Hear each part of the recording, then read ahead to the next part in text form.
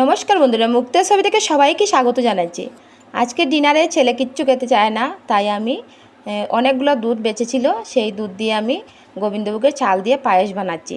দুধটাকে ভালো করে ফুটিয়ে নিয়েছি, 1 লিটার দুধ।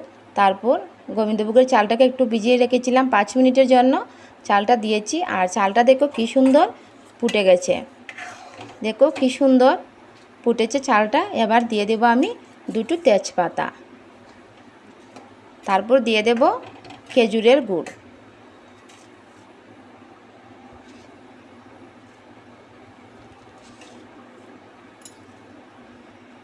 দেখো খেজুরের গুড়টা দিয়েছি, আর খুব সুন্দর একটা স্মেল বেরোচ্ছে।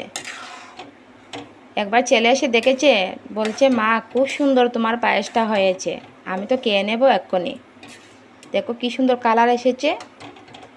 তোমাদের বাচ্চারা যদি দুধ খেতে চায় না, এভাবে পায়েস বানিয়ে দেবে, খুব সুন্দর খেয়ে নেবে।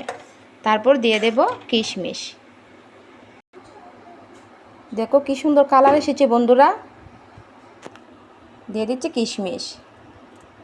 এখানে ব্ল্যাক কালার কিশমিশ দিয়েছি, আর সাদা রঙেরও কিশমিশটা দিয়েছি। জানি না কে কী রকম কিশমিশ বলো, আমি সাদা রঙের কিশমিশ বলি। এবার ভালোভাবে নেড়ে চেড়ে দেবো মিশিয়ে। গ্যাসের ফ্লেমটা কিন্তু বন্ধ করে দিয়েছি বন্ধুরা। দেখো কী সুন্দর আমার পায়েসটা হয়ে গেছে। ঠান্ডা হলেই ছেলেকে এবার সার্ভ করে নেব।